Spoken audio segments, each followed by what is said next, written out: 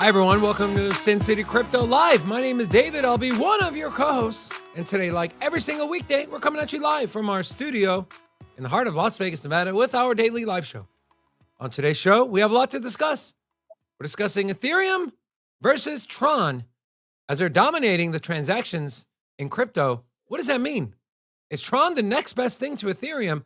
Could it potentially overtake Ethereum? Not really, but we'll discuss it. Also, we have a blast from the past. Our roots here at Sin City Crypto. Some of you might not know, we used to go by a different name, and we're going to share that with you today. Also, we're going to look at macroeconomics. We're going to look at oil. We're going to take a look at token unlocks and what you should know to prepare for your week if you're trading and investing. So with that being said, no Rob today. We got my man Forrest. Forrest, how you doing? What's up? Thanks for joining me, man. How's your weekend? Doing well. Can't complain. Your wife do you proud with the plans this weekend? I know every Friday I ask you, you said, I don't know, I got to check with my wife. Were there good plans this weekend? A lot of excitement, maybe a nice dinner? Nothing too crazy. Had dinner with my wife's parents, family, or my wife's parents, the in-laws. It was her mother's birthday yesterday. Oh, cool. So nice family dinner. Awesome, man. That's exciting. Well, thank you so much for joining us. For those of you that are wondering, when's Rob coming back? I'll give you guys an update real quick. Rob had to go to the hospital over the weekend, but don't fret. Everything's okay. He's home again. They just had to reevaluate some of the medication they were giving him. And so he wanted to come in today, but he was kind of, I just told him, look, man, we'll hold this thing down, my friend. You worry about your health. And so we're hoping to have him back towards the end of this week, but we're excited to have him back. We just don't want him to rush and, set himself back as far as his health goes. Cause obviously no health, no nothing. So there is your update on Rob. Now, we want to give you an update on the show and our channel, and it would not be possible without some of our channel sponsors.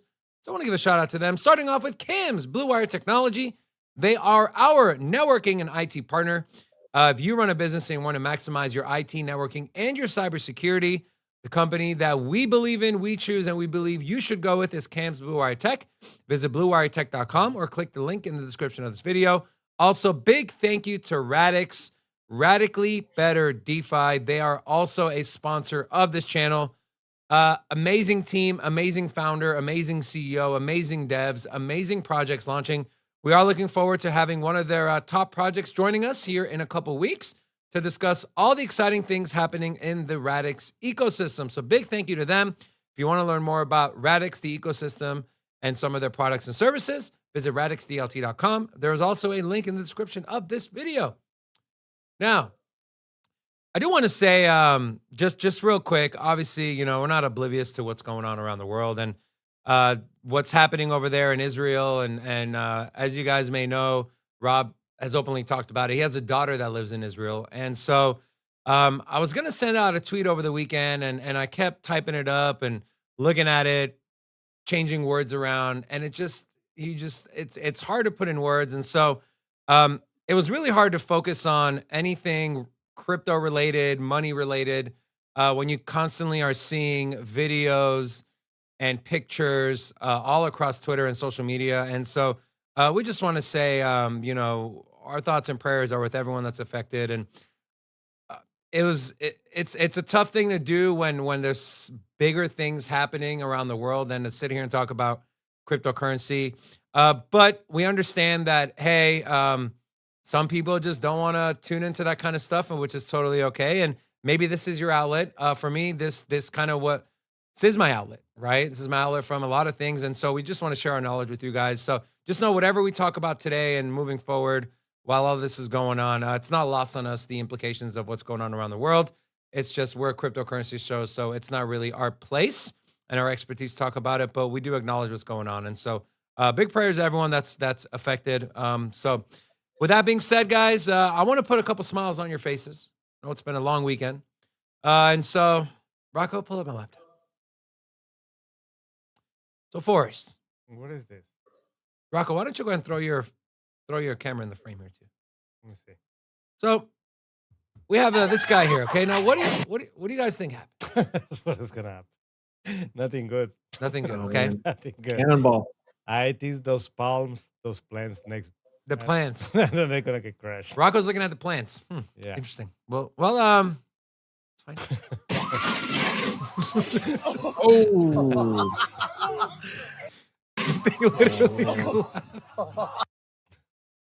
But that happened here in Vegas because the sun is too. Sure. The sure. heat dries up. You know what it reminds me of? We went to when I was younger, we did a family vacation to the Bahamas, and my brother Mikey, oh my God, dude, he'll never live this down. This dude, we stayed in a timeshare. He literally broke the toilet. I'm talking shattered it to pieces. I don't know what the hell he was doing. He's a bigger guy. He sat on the toilet, and next thing you know, we hear this thing crumbling, and the place flooded. My dad, he was so mad. And then when he sat down to smoke a cigarette, he just started breaking out laughing. So that's kind of brings back memories for me. We also have this. So you guys know those chiropractor videos where, they put the microphone next to them. Well, here's a visual representation of, and by the way, I've met this guy before. I believe his name is Noah. He's part of David Dobrik's crew. And so here is another representation of what the chiropractor does when you go. All right, deep breath in and all right, I'm gonna get the back joints. And deep breath. Okay, deep breath and the spine. Deep breaths and the ribs. Okay, deep breaths. This is for the jawline. Deep breath in, deep breath in. All right, deep breath in and The car. That's your chiropractor. Dude, the car one is hilarious. He's like, all right, deep breath in, deep breath in. Oh, man. Careful when you go to the chiropractor, guys, okay? And then Forrest. I hope you don't have to deal with this because I feel this lady's pain. What you're going to see, parent problems. I've been in this situation before. You are. It's, the kid falls asleep. You're trying to train the kid to sleep in its own bed. And then you just have to be so quiet because the smallest movement could potentially wake him up and, well, then your phone rings and. No. That what happened? All that hard work. And it's like the babies know. And, no, your whole plan is ruined. I remember I used to I put my son in his crib and I would have to put my arm through his crib like this so he can hold on to it and then fall asleep and then slowly pull my hand away. So, Forrest, I hope you're prepared. Any thoughts on this, Forrest? Are you excited? Yeah, excited. Looking forward to it. We'll have a newborn here hopefully soon, but should be a little ways away from sleeping in his own bed. So we got a little while. You got a little while. Enjoy it while it lasts, my friend. And then, guys, we have some big news. I'm kind of sad Rob's not here to share this news because we know he's a big McRib fan. Ooh. McRib is coming back. So when I saw this tweet, I said, I could have swore a year and a half, 2 years ago, we did something with a McRib. So I went down the halls of Sin City Crypto. And if you guys didn't know, Sin City Crypto used to be DR Crypto, like Dr. Crypto, but David Robin Crypto. Terrible marketing, terrible name. But I found this gem. This is from, where does it say the date? Does it say the date anywhere? Anyways, it's from a year ago. Let's put it to you this way. One person in the chat, his name was Peter Allen. Peter, where'd you go, man? I never came back. So I'm just gonna play. So this is our live show from when McDonald's did the McRib NFT. And well, guys, enjoy this blast from the past. Random entries from the U.S. will be selected. With the McRib NFT, says McDonald's, you'll never again have to say goodbye to the sandwich you love. Yeah. So, are you? The hell is going? Are you eating a McRib? Oh, it's so good. Jesus Christ, man. How many? That's why you were gone for 30 minutes. The McRib is back, baby. How many did you eat before this one? This is number 4. No wonder you were in the I've bathroom. been looking. The dude literally went out and bought 5 McRibs, ate 2 of them on the way here, and then was eating another one on this during the show. So, good old times where we didn't know anything about lighting. The name of the channel was different, and You sound weird like desk. you were And inside a dishwasher. Man. I was inside a dishwasher, and That this sounds terrible. Yeah, this was pretty. It's just things here. So either way, we package up all the crypto information in an entertaining fashion, so that way we And don't Robin bore you was so adamant about these little figures here, right? So this one we got from the GPU we bought, and this one, I don't know, someone gave it to him, and I was like, bro, just put him somewhere else. Like, no, man, they got to be on camera. So, I don't know. Anyways, all right, what's not funny is Sam Bankman-Fried. So this is tweeted from Autism Capital. In case you missed it, so Gary Wang just recently gave his testimony. Well, he was not testimony. What is it called, Forrest? He was being interrogated or test Deposition, maybe? testimony. I don't know, man. I'm not a lawyer. Anyways, he was talking. All right, he was talking in front of the judge. The lawyers were asking him questions, and Autism Capital said, in case you missed it, Sam asked Gary Wang, and Gary Wang was the chief technology guy, right? The coder, to introduce the allow negative function July 31st, 2019, just a few months after starting FTX. We know a lot of Sam's argument is, I didn't know, there was no malintent behind it. Well, you're a liar.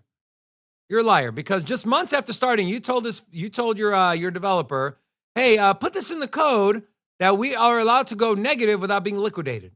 And so Sam Bankman-Fried, we hope he gets big jail sentence. Anything you heard about, you hear about the trial for us over the weekend, or any insight you might have, or anything you want to add to this? No, it's just insane that they had literally insider info. They had all of this ability to not get margin called or liquidated. And they still lost all this money. Now, of course, a lot of it was stolen, given away, donated. There's, fraudulent purchases of real estate involved. But even still, they were still negative on their trading balance, which is pretty wild. You got to be pretty bad at risk management to manage that, despite all of these features that you got to enjoy. Well, you remember that Caroline Ellison interview where she said, yeah, we don't do stop losses. What's that? Right? Yeah, why use stop losses? Yeah, I'm only got a mathematics degree, but I don't know 2 + 2. Anyways, all right, let's get into the markets real quick, and let's take a look at what we can expect from macroeconomics this week. So, guys, this is something we do every single Monday just to give you guys all the information you need that could potentially bring volatility into the space, whether you are investing long term or whether you're trading, swing trading, or scalp trading, or day trading. So tomorrow, what is today, the 10th?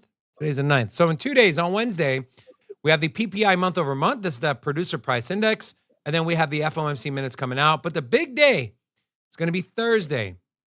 Core inflation, CPI inflation, inflation rate year over year. All that info, all those stats are coming out on Thursday. The Fed does not have a meeting this month, but they do at the beginning of November. We know the bond market, the long-term bond market, is in kind of a frenzy right now, right? I was listening to a macroeconomist this morning that said it's in price discovery. I was like, great. Government debt's supposed to be the only risk-free asset is in price discovery. That's always exciting, right? And then on Friday the 13th in October, if you're superstitious, guys, be careful. The consumer sentiment numbers come out. This is from Michigan University, kind of gauges consumer sentiment around the economy. So that is something I don't look at a lot, but it's something interesting if that's something that you want to take a look at. But for us, obviously the big one is going to be CPI. I know you like to look at Trueflation. Any thoughts or ideas you have about what we're going to see with CPI? Do you think we're going to get higher? I know the forecast for the core is 4.1. And the forecast for the headline is 3.6. What are your thoughts? Where do you think we're gonna land? I think we could. There is risk of coming in heavier than expected or higher than expected, which would be not a good thing. I do want to show the Trueflation chart here real quick. Again, not a sponsor. I just like the data. They actually introduced a really new interesting chart, but you see this kind of tick upwards here in September. So this is using a different methodology. They pull data from various sources like Zillow, Trulia, CarGurus, AAA, Statista, right? They're pulling all of this real-time data to get their own Trueflation number. And this can at least give you a sense of the general idea, the general trend here. And we saw August, to September tick upwards a little bit. So wouldn't be surprised to see that tick upwards. But then they also just introduced this aggregated inflation rate. Let's go back here and see if it, U.S. inflation rate aggregated. The average American purchasing power has been eroded by 20.36 since October of 20.36% since October of 2020. So That's ridiculous. A lot of times I feel like people hear that 4% inflation number and they're like, well, prices have gone way up, more up than 4%. Well, across the board, across everything, you're looking at, at least 20% across the board, right? And you can see it was up as high as 23.5%, and it's starting to decline a little bit, but this is I feel like a more accurate representation of the actual pain that the average person, the average household is feeling right now. Just across the board, prices are higher, a lot more than 4%. That's crazy. So you lost 1/5 of your purchasing power in 3 years. Yeah, that's really, really scary and really insane. I mean, like, so let me put it another way. Let's say your net worth, let's say for even round numbers, your net worth is $100,000, or it was $100,000 in October of 2020. If you just stayed flat, if you managed to avoid all the downside that we've seen since the beginning of 2022 in the stock market and everything, basically since COVID to now, you've just managed to keep $100,000 net worth. Your purchasing power is really like $80,000 compared to what it was in 2020. That's another way to put it. So unless your portfolio, unless your net worth has grown by 20% since October of 2020, you have lost purchasing power. You've moved backwards, which is, I feel like, very likely a lot of Americans, and probably people globally as well, but probably a lot of people in that boat. And Forrest, just to kind of look ahead a little bit, right? Because what I like to do is I like to take a look at what is happening now, how that can make the waves through the economy, how that's going to affect people's spending, how it's going to affect people's everyday lives. And I'll take a look at inflation, purchasing power eroding, everything becoming more expensive. We know a lot of baby boomers after the pandemic lockdown, they ended up just staying home, retiring. But if we start to see the S&P fall off, if we know people are losing purchasing power, do you see a scenario where some of these baby boomers have to come out of retirement? Do you think that's what the Fed wants to see? That can maybe, because there is such thing as wage inflation, right? If the bargaining power is in the hands of the workers, they can go out and demand more money. And if these companies have no choice because there's not enough workers or quality of candidates that they can hire, they're going to have to give in and pay them that extra money. And well, we know what happens. They just raise the prices for their goods and services. Do you think there's a scenario where a lot of people that retired maybe a little early or retired at the height of the market after the big COVID run-up could maybe start to enter back into the workforce? And what kind of effect would that have on inflation, people making money, and just in general? Do you have any thoughts on that? It kind of just came to me. Yeah, so I think that's a definite possibility, and it potentially would create more competition in the workforce, and potentially drive wages down and kind of reduce wage inflation, and that could be something that is what the Fed would be looking for, in terms of inflation coming down, or at least a wage price spiral or wage inflation spiral being prevented. But yeah, I think there's probably a lot of people in that boat thinking, looking at their portfolios, their 401ks, their pensions in 2020 and 2021, and thinking, oh, I can retire. I've hit my retirement goal. But then we discussed what TLT, which is the long-term bond ETF, is doing. It is down 54% from its highs. So imagine you're somebody who your plan was to retire, and then you retired, and the closer you are to retirement, or when you're in retirement, a lot of your money is going to be put in that quote unquote risk-free asset of U.S. Treasuries. Funnily enough, and it's kind of not funny, but it's the only asset. U.S. Treasuries are one of the only assets that you can actually that financial advisors can refer to as being risk-free. But the problem is, in order for you to actually get all your money back out of them, they have to mature. You eventually get all your money out of them if you can wait 10 years or 20 years. But the premiums on them, the actual value, the par value or the face value of those bonds can go down when rates are increased. So we've seen a 53% decrease in bonds. We see the S&P 500 down roughly 10 to 12%. It might even be closer to 15% from all-time highs. So you take into account that the vast majority of people's portfolios are going to be in some index like the S&P 500 or the NASDAQ or QQQ or some mix of those. And long-term U.S. Treasuries or just U.S. Treasuries in general, those two things are down. Right? S&P 500 down 10, 15% from all-time high. U.S. Treasuries down, TLT down 50+%. And then you have an erosion of purchasing power to the tune of 20%. There's been a lot of wealth destruction among people who, may have been older and looking to retire. The only thing that hasn't really crashed yet is people's homes, right? The value you have in real estate is still holding up pretty decently. But I will say, in a recession or a hard landing scenario, that is usually the last thing to go. You kind of see the debt markets go, and then you kind of cascade into the auto market, and then usually the last thing to go is the housing market. So if that ends up falling and you kind of have everything across the board down, a lot of people could be forced back into the workforce, which would be interesting. Yeah, and it's interesting to see how it's going to play out, because what we saw happen in 2008, right? All those bad loans that these banks and companies were giving out. Now it's like, a lot of people who I bought in 2020, July of 2020. So I bought right before everything started going parabolic, right? So I think my house appreciated like 30, 40% in a year. Insane. I got a 3.5% interest rate. A lot of people bought during that time. That's why we had that price appreciation so fast in the real estate market. We take a look at the rental market now. If you're sitting on a mortgage payment around $2,000 or less, I find it hard to believe you're going to let that go, because you need somewhere to live, right? You need somewhere to live. And so you're going to cut back on other places before you cut back on your mortgage or your rent or your shelter or whatever you spend on it. So I don't know if that sector is going to crash. I do think the commercial real estate sector is definitely going to crash. And where we're seeing how some of these smaller banks who are a majority lien holders to the loans that were given for these commercial real estate properties, they're going to struggle. We might see a few of them go under or need some help from the Fed.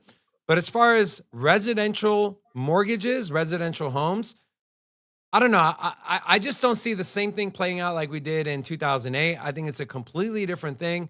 Now, can we see a scenario where people decide, hey, I'm going to sell my house and go move into my cousin's house, and we can just split their mortgage, and I'll take this cash and put it aside and save it for, whatever the case may be? Sure, I can potentially see that. But I feel like people are going to be more apt to hold on to their asset, which is their home, in their mind is their asset, than to do what happened in 2008, where everything started crashing down. So, do want to give a shout out to Ultima Maya with a $2 super chat. Said, "Was that Blockchain Boy?" I'm assuming you're referring to the chiropractor cracker guy, and no, that was not Blockchain Boy. All right, let's take a look here at what we got going on in the top 100 cryptos.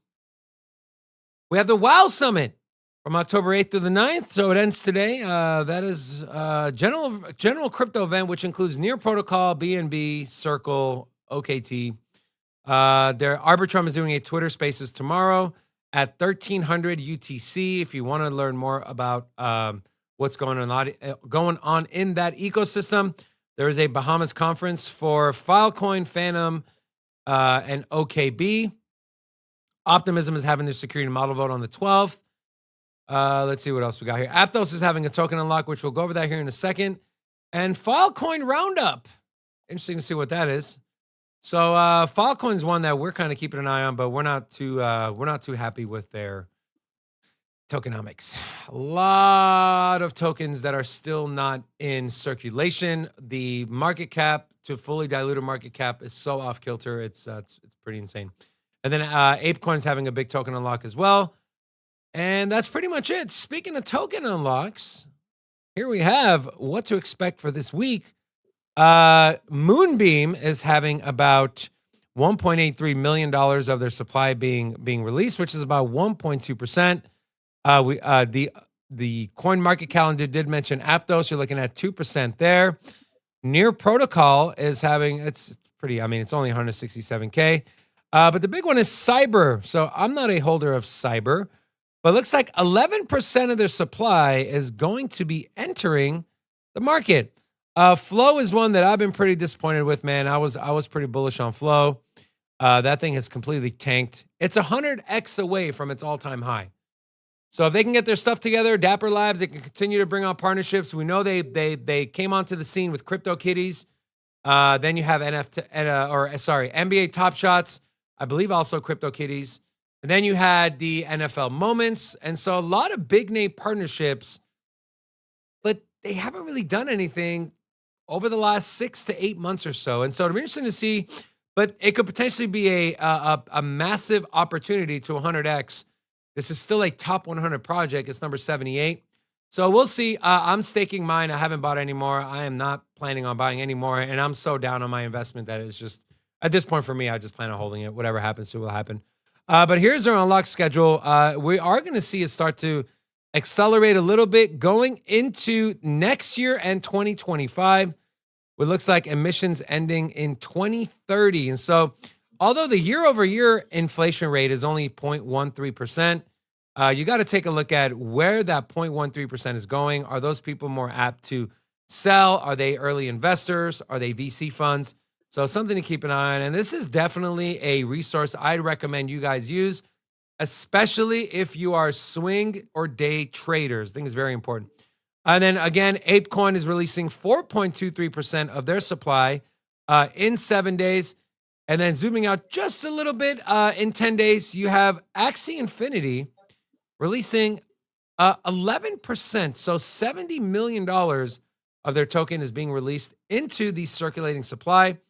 Forrest, any thoughts on anything we went over? And then as a trader, how much weight do you put on stuff like this and inflation schedule and when these tokens are being released when you're trading your day in and day out? Yeah, so this is a great resource for any pair trades that you might want to make. So what a pair trade is like, maybe you don't know, and this is something that I went through this morning because of the current uncertainty of the market right now. Anyone who tells you like kind of high level view here, like anyone who tells you they know what's going to happen with the markets right now, I think is kind of BSing you because there's so much uncertainty. We don't know, how this war is going to escalate or what the extent of this is going to be, what that's going to cause, to happen in the markets.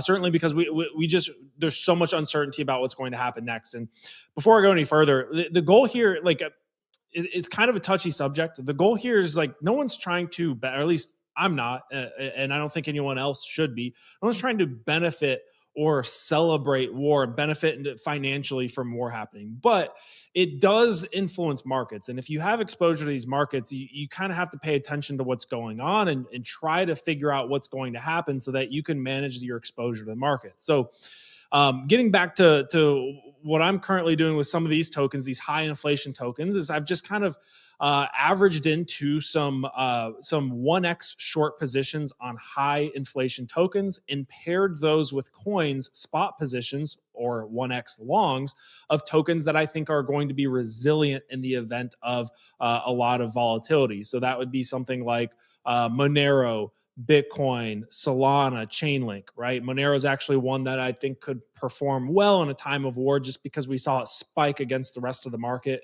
after the Russia-Ukraine invasion. So you have all these tokens where if the market performs really, really poorly, I might lose money on my Solana, I might lose money on my Monero, I might lose money on my Bitcoin, but these tokens, because they have high inflation schedules, because they have a lot of supply hitting the market, they should perform worse. So I would still be net positive. I'd lose money. Let's say I lose 10% on the coins that I'm long on. I might make 12, 13, 14% on the coins that I'm shorting for a net positive of 3 or 4%. So these are great coins to look to short or to pair trade, against Bitcoin or against something else in the market.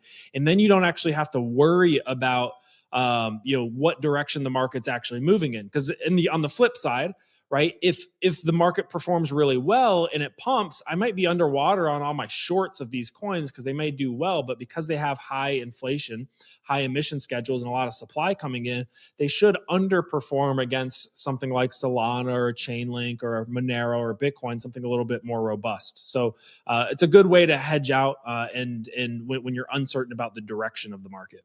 Awesome, Forrest. You brought up Monero, and I know prior to going live, I'd asked you if there's any interesting charts, and you brought up Monero. Do you mind sharing what you kind of saw on Monero and any setups you got going on, and maybe talk us through the chart?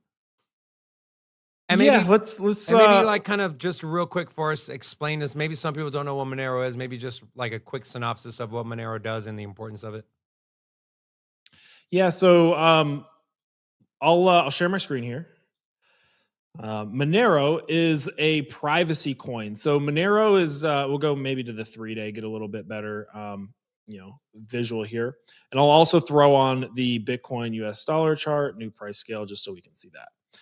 Okay, so Monero's it's a proof of work coin similar to Bitcoin. The proof of work algorithm for Monero is I'm not going to get into like the arguments behind it, but essentially, if I'm not mistaken, whereas like with Bitcoin, you kind of see these huge mining operations that use what are these essentially super processing computers called ASICs.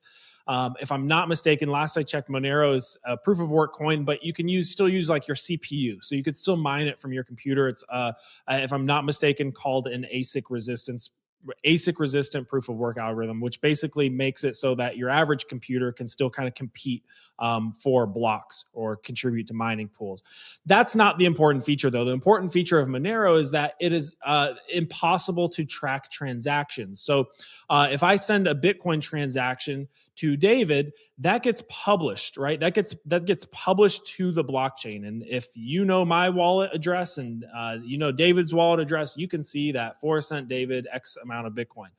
Well, with Monero, it's completely private. You still have the benefit of being able to transact on the blockchain, but if I send something, there's no way to trace it back on the blockchain of identifying which address sent it and which wallet received it.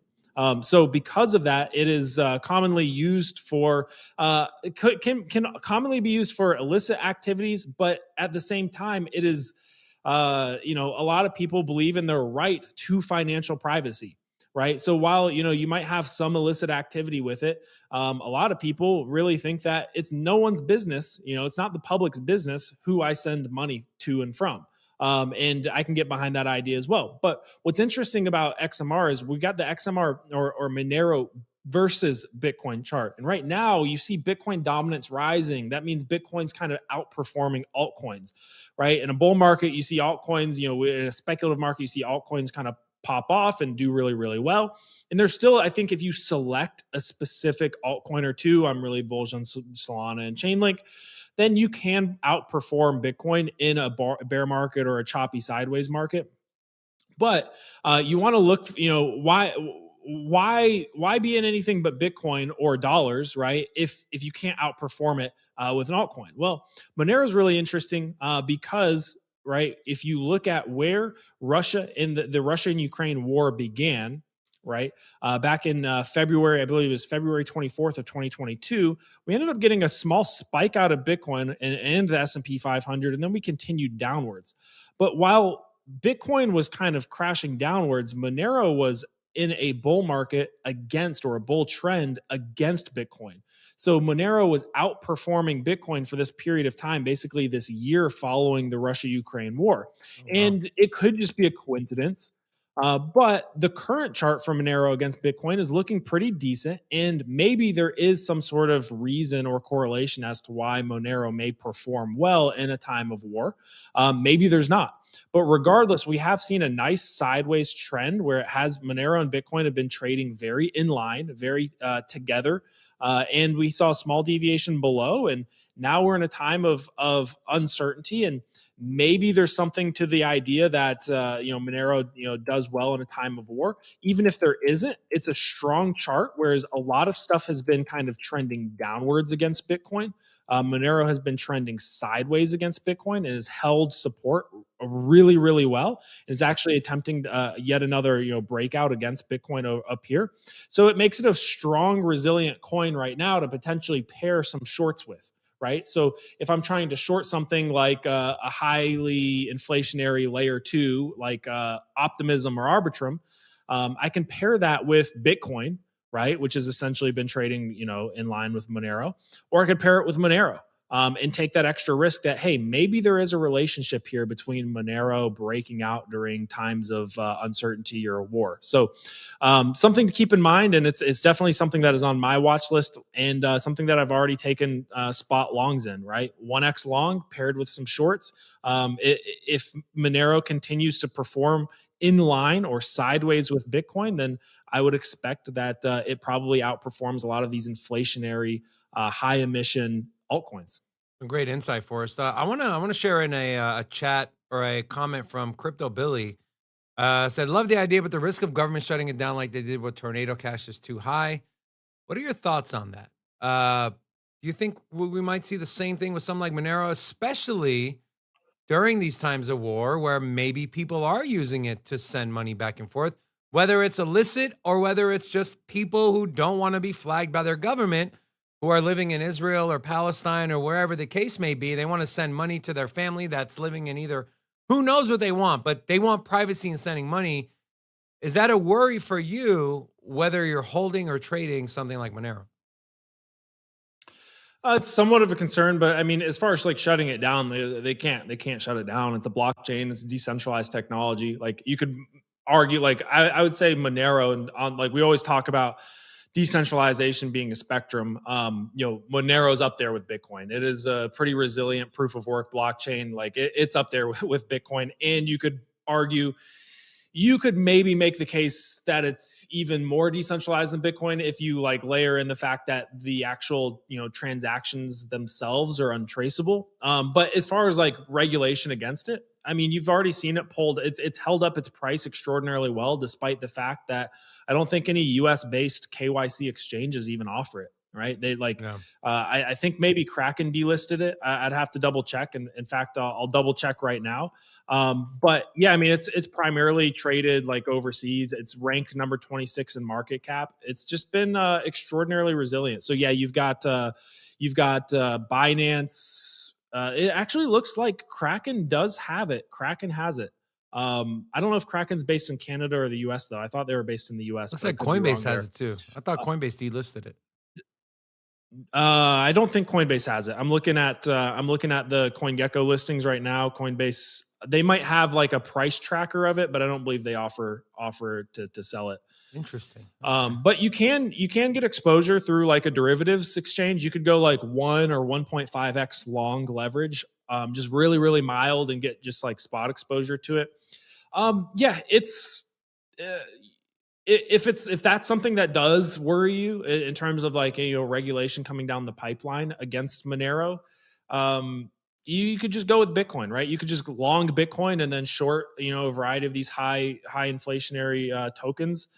You just have some risk there, and like, hey, if altcoins do get a big squeeze upwards and the S&P 500 continues to rip, and maybe the Fed hikes or cuts rates early, then yeah, maybe you get squeezed out of your shorts a little bit early and Bitcoin underperforms against some altcoins, and Monero might give you that altcoin exposure, but it's 6 one way, half a dozen the other. If you're concerned about regulation against Monero, then certainly be careful, be cautious, but it's not something that I would say is extraordinarily likely in the short term. I'm not necessarily looking to hold Monero for like 5 years. I'm really just, it might just end up being a couple of weeks here while we see if this if it spikes and breaks out in the time of war, time of uncertainty, like it did last time. Yeah. Our friend Knox Bill said, I only use Monero when I order a pineapple pizza. Let's take a look at the rest of the market. So I do want to share this headline real quick before we get into where the markets are. This is from You Today. Interest in Bitcoin plunges to the lowest level since 2020. Search interest in Bitcoin has dipped to its lowest level since October of 2020, according to Google Trends data. Recent data shows that search interest hit 14. The highest it can hit is 100, which it did hit in May of 2021. So we're at 14. That's like a fear and greed index, right? 14 is extreme fear. People are just not searching for Bitcoin. And speaking of Bitcoin, where is the price? Let's take a look at coin market cap here. We have the total crypto market cap at 1.07 trillion. 24-hour volume is up, but a lot of it is sell-offs. It is up to 28.1 billion. Bitcoin 27.6, holding pretty strong. I was looking at the crypto bubbles. Everything was red. I mean, just a sea of red. We just need Moses to come in and part this Red Sea here, my friends. But going back here, just take a look at the top 10. We have Bitcoin coming in at 27.6. ETH under 1600, XRP holding steady over 50 cents, barely down over the 24-hour and over the 7-day time frame. Solana holding over 22 bucks, up 1.5% over the last 1 hour, still down over the last 24 hours and 7 days. Cardano, Doge, and Tron round out the top 10. And then we go to the crypto bubbles here. Biggest loser being Rollabit. Chiliz is down. Thorchain is down. See a little green here, that is DYDX, but everything else is in the red on the day. If we go to the 1 hour, a little different story here.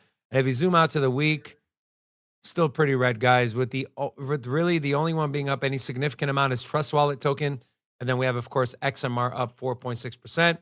Now, Forrest, we typically ask for a Bitcoin chart, but I'll kind of leave it to you. Anything in like the top 25 that's interesting as far as a chart structure, looking at maybe trading at resistance support, something you want to share? It could be Bitcoin if you want.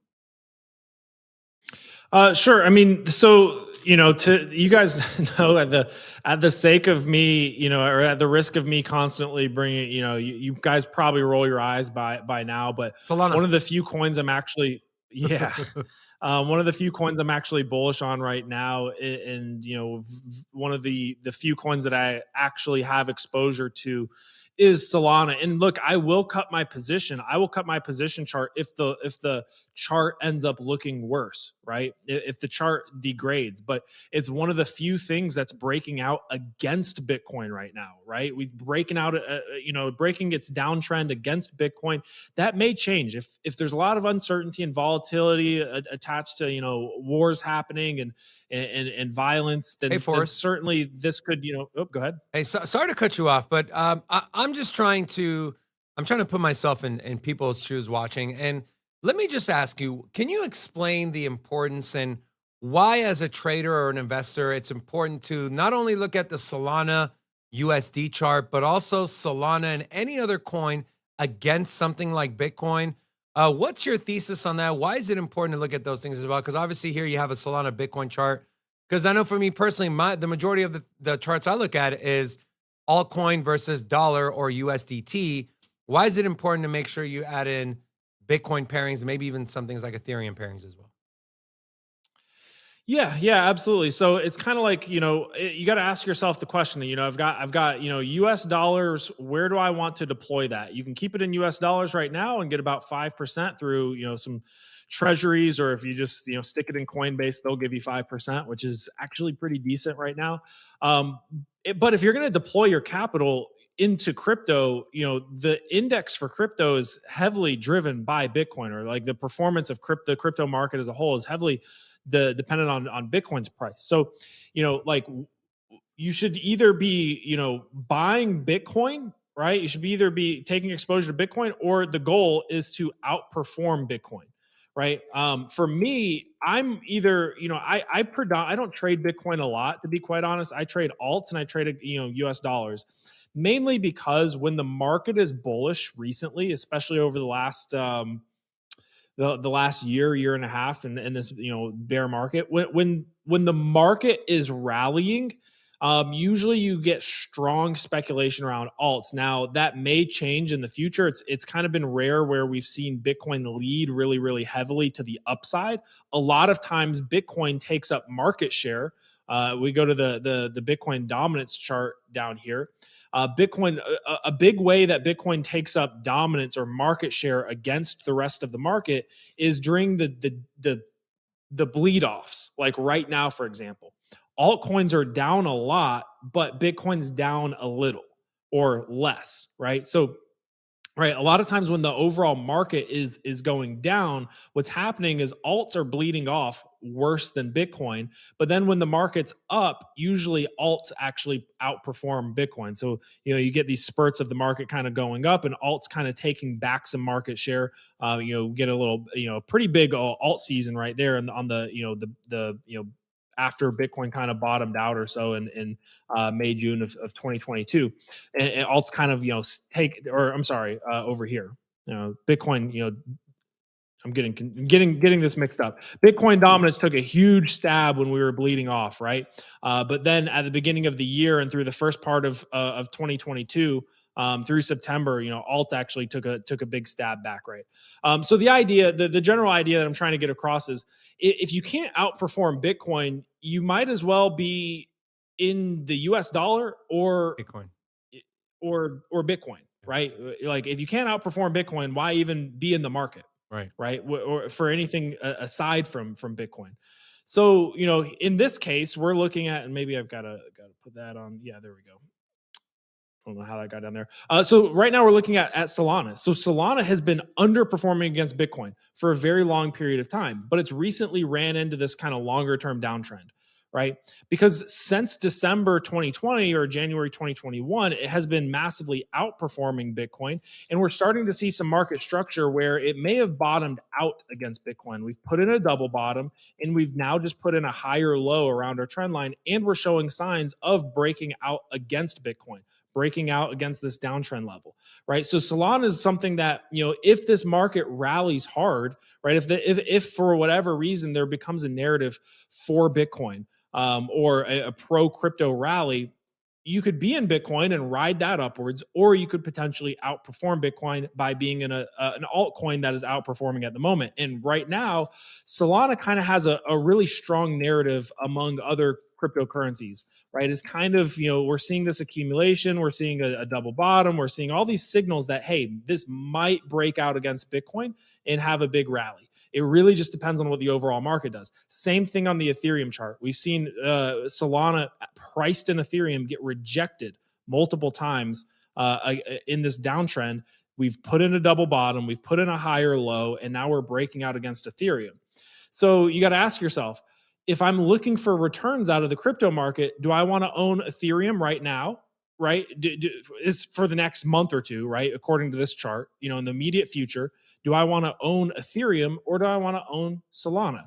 Now, you may have a longer term time horizon where, you're just buying Ethereum for, you're more concerned about where this chart's going to be a year from now or 2 years from now. But if you're a trader and you're trying to maximize your gains over the next week or two, a swing trade, you're wanting to pay attention to, hey, what's going to outperform? Is Ethereum going to outperform Bitcoin? Is Bitcoin going to outperform Ethereum? What's going to outperform Bitcoin? Is it Solana? Is it Ethereum? There's signals on these charts that are telling us Solana might outperform. If we get a strong bid for the crypto market, Solana's showing signs on the chart that it might rally pretty hard. It might not. It might get stuffed back below this, in which case I'll cut my Solana position down and look to reaccumulate lower. But for right now, these are just really, really useful charts to keep track of if you're trying to outperform the market. And usually the market gauge is Bitcoin, right? You want to be outperforming Bitcoin, or else there's really no point to being in the market at all. That's some great insight for us. So thank you so much for that, guys. Make sure to hit the like the video. Right, 121 viewers, 72 likes. Actually not bad. We can be better though. Ask for more. Ask for more. I'm asking for more. It's funny when I text Forrest over on Sunday, and when I found out Rob wasn't going to come, I texted him a meme picture. It was Bernie Sanders. Said, "I'm once again asking for your support." That was pretty funny. And the funny thing is, he just replied with a thumbs up. Like, perfect. He knows what I'm talking about. All right, let's move on to today's thumbnail theme is Tron or Ethereum or both. So this article was kind of interesting. These two blockchains dominated transaction fees over the past 12 months. So Ethereum and Tron had a combined 88% of 88% share of total transaction fees, with Ethereum leading at 57% and Tron at 31%. That's not that big of a gap, guys. The remaining 12% is left for competition among other chains, with ETH layer 2s rapidly increasing their share. So all I'm reading is ETH is the dominant here. And so here's a visual representation of what that looks like. Forrest, we know Ethereum, majority of the liquidity is there. Majority of the transactions happen on ETH, whether that's on the mainnet or via an L2 or even an L3. But Tron is we talk about Tron here and there. You've said it's Fugazi money. We have Justin Sun, who I don't think many people kind of trust him. But do you see this trend continuing, at least maybe for Ethereum? And then what are your thoughts with Tron being the second most valuable layer 1 when it comes to transaction fees? Yeah, this one's interesting, and this metric is really interesting for a couple of reasons. So it is a measure of demand for the chain and what people are willing to use to pay for use of that chain, but it's also kind of it's a double-edged sword, right? Because if you're charging a lot, if a chain's fee generation is very high, it could be because it's an expensive chain to use, and which is kind of the case for Ethereum. And you see more transactions occurring on layer 2s than on Ethereum, but the actual fee generation on some of these layer 2s is much lower because the transaction fees are cheaper. So it's kind of a weird metric to track, but the fact that Tron is seeing such high fee generation is really interesting. Its TVL, total value locked in DeFi, is at an all-time high.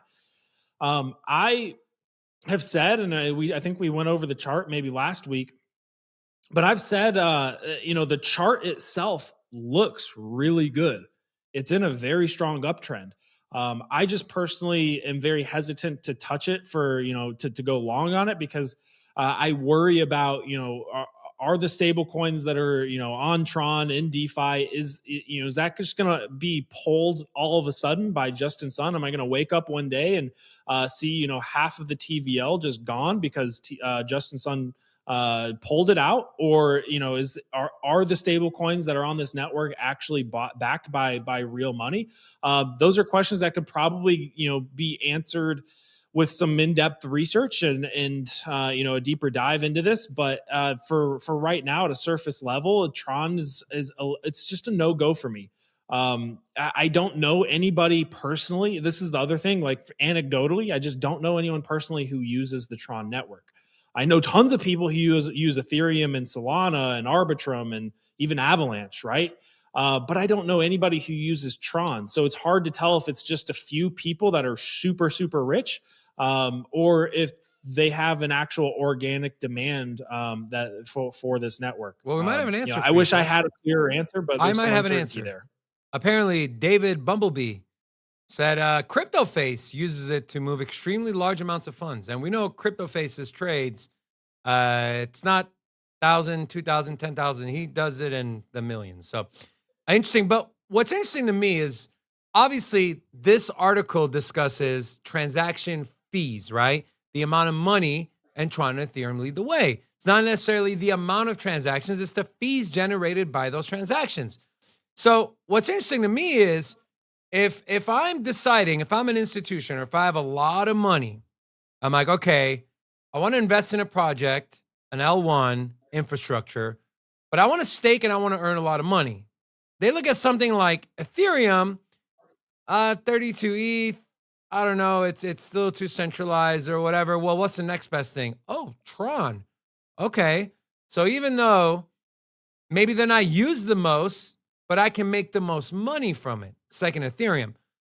Is that going to make money flow into Tron via people wanting to stake and validate the network? I don't know. To me, it's an intriguing question. I don't know if you have any thoughts to add to that, Forrest. You think that's even a possibility, or do you think that even crosses people's minds? Yeah. I mean, it's potentially useful if it's just a cheaper alternative, and maybe it's more trustworthy at this point than Binance Smart Chain, which was kind of the alternative. But yeah, if you're trying to move large amounts of money around and you're looking for decent liquidity, there is I believe 6 billion in total value locked there. So if you're trying to trade some stable coins around and move money, could be a really good option. It's just the thing that makes me cautious is knowing where that liquidity is coming from and whether or not it's solid, organically driven liquidity, It's not. or if it's just like one or two guys that are billionaires and they keep all their money on the Tron network, aka Justin Sun, and there's risk there in that all that liquidity could disappear tomorrow if he decides to move it. Is that incredibly likely? Probably not, but it's I mean, look, the chart looks incredible. The chart looks very, very strong. But it just gives me a little bit of hesitation there because the lack of clarity. And it's weird that, you mentioned Tron's TVL hit an all-time high when literally everything else has either flatlined or completely crashed. Tron's at an all-time high. Weird. All right. Let's move on from that to this. So SocialFi is a pretty big narrative, right? We had Friendtech, Stars Arena. There was a Solana one too, I believe. I forget the name of it for us, but what was the name of the Solana one? Frenzy. Frenzy. Okay. Well, we have a couple things that I want to share, and then we'll get your take for us. I haven't dabbled in it. I know you were one of the first ones. I don't know if you ended up setting up an account, but you were definitely talking about it and the potential and also the negatives to it as well. Let's start with the Avalanche one, Stars Arena. They were hacked for $3 million in AVAX token, but apparently signs of recovery from the executive. They're announcing 2 new deals. Just kind of go over here. Crypto social network Stars Arena has announced a series of strategic partnerships aimed at improving the security and technological capabilities of its platform following a recent hack that resulted in a loss of $3 million. The company announced that it is collaborating with Paladin Blockchain Security, which is an expert in blockchain security solutions. Also, they're partnering with software engineer Locrian. They'll be crying if they don't get this issue fixed. And the team, previously the founder of the platform, admitted, listen to this. Previously, the founder of the platform, Stars Arena, admitted that he wrote the codes of the entire project and launched it within a week. This raised suspicions in the minds of members of the crypto community. And Forrest, I believe one of the things you originally tweeted is, it might be a little too early, or was it you that said that, or someone else might have said that? I think it was you, though. I said, with things like this, you kind of don't want to go all in because you just don't know. And here we go, Exhibit A, wrote the code, launched it in a week. Is anyone shocked that they got hacked for $3 million? Then we have this from Friendtech, which kind of started this whole thing. Saw a largest single-day TVL drop ever. So it dropped by 7.8% in earlier this month in one day. Additionally, there has been a significant redemption of keys on Friendtech, with reports of ongoing SIM swap attacks casting a shadow over the network. Forrest, what are your thoughts on this? What are your thoughts on the AVAX one? And do you think SocialFi and this whole keys and invest and whatever the hell these people are doing, you think it's got a place in crypto, and you think it's something that's going to grow a narrative, or is it something that's going to completely die off? Yeah, this is a complex topic, but I was one of the first people on Friendtech, and I checked it out, and I had some problems with it. I said, people should not buy my Friendtech keys.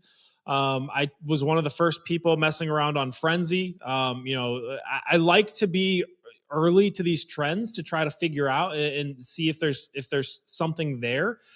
And there's very clear demand for speculating on the social influence or the social reach of an individual, right? Being able to go and kind of, I hesitate to use the word invest because I'm not sure that's exactly what it is, because I think it's more akin to gambling than investing. But to be able to go and gamble on the proliferation of somebody's Twitter profile or the growth of somebody's Twitter profile is interesting, and there's demand there. But you dig into these platforms a little bit more, and you see like the incentives are kind of really, really bad, in the sense that, influencers or the people that are setting up their accounts on these platforms, a lot of times every trade you make, you're giving a 5% fee to the platform and another 5% fee to the actual influencer's token. So you're talking about taking a 10% hit every time you buy or sell something. It makes it very, very difficult to make money, and it siphons a lot of money out of the ecosystem very, very quickly, and it makes for unsustainable growth. So clearly there is some demand here, and this is an interesting trend. I just don't think that the incentives are quite aligned yet. They're really aligned, in order to favor kind of people with large followings that can go and kind of pump up their token price and pump their token volume and earn 5% fees from launching, on Friendtech or joining Friendtech. But it's not really the incentives aren't aligned for the average user that's going in there and trying to speculate. It's more like gambling at this point. So I think there's a lot of risks, and is it a hot trend that could play out and make some people a lot of money? And it has made a lot of people a lot of money, but it's also something that a lot of people, I think, are losing a ton of money on. So I think it's just very risky. Do you see a potential dump in AVAX token because of the $3 million that was hacked? It was all in AVAX. I know $3 million doesn't sound like a lot of money because we're just so conditioned and used to seeing a $600 million hack or a $100 million hack. But are you taking that into consideration, and whether it's in your trading or investing? Yeah, I mean, AVAX was looking really, really strong. It was starting to break out because of this platform and how much volume was kind of flowing into this app on top of Avalanche. And we saw, I believe, AVAX spike to almost $12, and it's since dropped 20% now back down to $9.50. Because of this hack. It's not a good look for AVAX. It's not a good look for some of the other tokens on top of Avalanche. But yeah, we'll see. Maybe they can kind of rebound and reopen, and we'll see a rebound in the Avalanche token. But right now, it's definitely taken a nasty hit, down 20% since this hack happened. Awesome. Guys, I want to share, if you enjoy Forrest and his insight, he puts a lot of time and work and effort into his research and what he does and his charts. And so I have his website pulled up here. And I do want to mention also, if you end up, if you want to support Forrest and support the channel, we do have an affiliate link as well. That's in this description of the video. But here's a website, Sistine.ai. Here's the different things that you can get. And here are some of the wins from the Research Hub. I know the big one for me that I just keep going back to is the Mad Lads. And you literally told us in person when we're in Atlanta about this 2 days before the mint. We didn't get around to it, but man, we dropped the ball on that one. But you were pretty spot on that one. And so, guys, Forrest, what I like about Forrest as someone who does charts and someone who you can trust as far as their opinion, is they take their emotion and feelings out of it, right? Forrest, some people, when you were going to Solana chart, like, oh, Forrest loves Solana. Sure, he might like Solana, but like he said, if the chart goes a different way, he has no problem cutting ties. And that's the thing.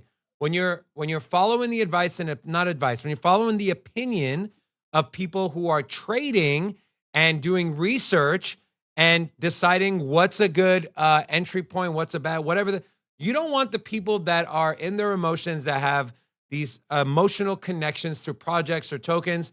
And that is one of the reasons why, Forrest, we value your opinion so much. Anything you want to say, Forrest, or anything you want to leave us with? I appreciate the shout out. Yeah. Don't marry your bags. That's kind of a cliche saying, but don't marry your bags. There comes a time when, this is a very, very volatile, fast moving space.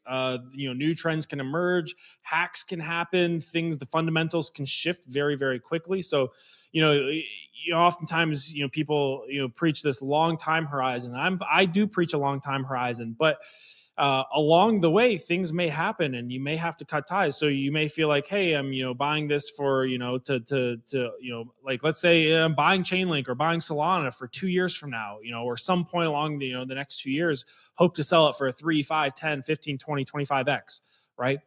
But what happens if the Solana network goes down again, or keeps going down, or the fundamentals shift, then I'll happily cut my Solana bag and preserve some capital and look for a reentry point if I think the fundamentals are going to improve down the road, or look for a next opportunity. At the end of the day, look, I mean, a lot of these things, these are decentralized databases, right? And it kind of gets weird and tribal where people are like, people treat them like football teams. And the problem with, if your goal is to make money and you want to root for the Falcons every year, and you're like, hey, I'm not leaving this team no matter what. This is my team, ride or die. That's great for something like football.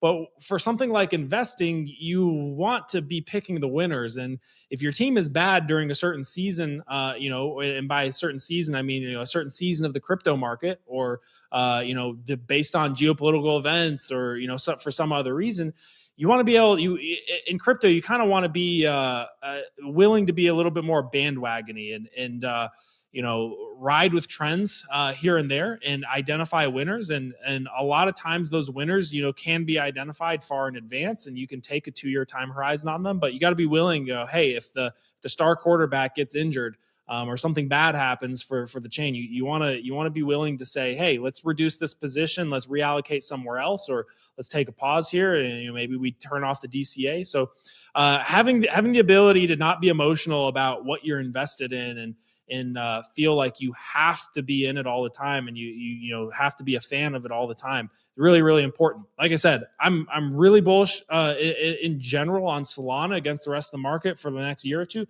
something changes, I'll cut it. We'll cut the position down, or sell all of it, depending on what that particular event is. And I think people should just be a little more open-minded in that sense. I think it's an important trait to have as an investor. I know you mean that, because I've literally seen you do it.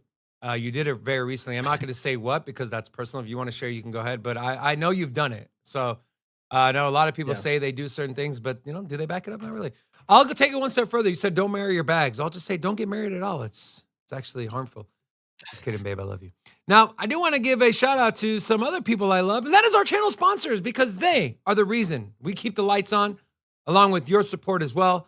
So first and foremost, Blue Wire Tech, Cam's Blue Wire Tech. Visit bluewiretech.com. You want to learn how they can help your business. Also, big thank you to Radix for sponsoring today's show as well. We love having them on as a channel sponsor. They've been great. Their team is great. So if you want to learn more about the project and their ecosystem, visit the link that is in the description of this video. Also, on your way out, like the video. Also, make sure to subscribe to Forrest Sistine Research on YouTube. Also, follow Forrest on Twitter at Sistine Research. Also, follow us on Twitter, Sin City Crypto 1. We will be posting which portfolio we'll be rating tonight on Twitter. We'll have Forrest, me. You know what, Rocco?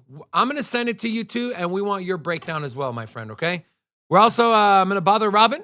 I'm going to ask him, and then maybe I'll get one special person to rate the portfolio. This has been pretty successful. We've gotten a lot of submissions. To all of you that have submitted and participate, thank you very much. Just because we don't pick yours this week doesn't mean that we won't go back and pick yours next week or the following week. And so big thank you there. Big thank you to all of you, and big thank you to this pen who's going to tornado us out of here. Pen tornado. Doesn't work. Shut up. Has to be the deal. Has to be the thing. Okay. Guys, thank you so much for tuning in. Happy Monday. Come back tomorrow for another amazing show. On behalf of all of us here, Sin City Crypto, we love you guys. We look forward to tomorrow. Till next time. Peace. Sin City Crypto. Everybody know we here for entertainment and info. Gonna show you how to get that big dough. So every day stay tapped in for big facts, no capping. With Bitcoin, if you're in, then you win. We divide the pie with no fraction. It's Big Rob, David. I spit the game, but they gave it. Name the coin, it's your favorite. I got dry powder, why save it? To the OGs, new beginners. Special shout out to the well members. Buy dip, sell winners. Ain't really nothing you can tell sinners. Tune in for the latest new flavors. They gonna teach us mean coins. They pull them pricing like barbecue chicken pizzas. I laugh with a major grin. Laggers, we trade them in. Baddies, they came to sin. And sinners gon' play to win. Screaming, hola, till my bags are flowing over. Hold ya to the moon and to the solar. Won't I? Don't be letting FOMO control ya. It's over. when the finger tornado close, yeah.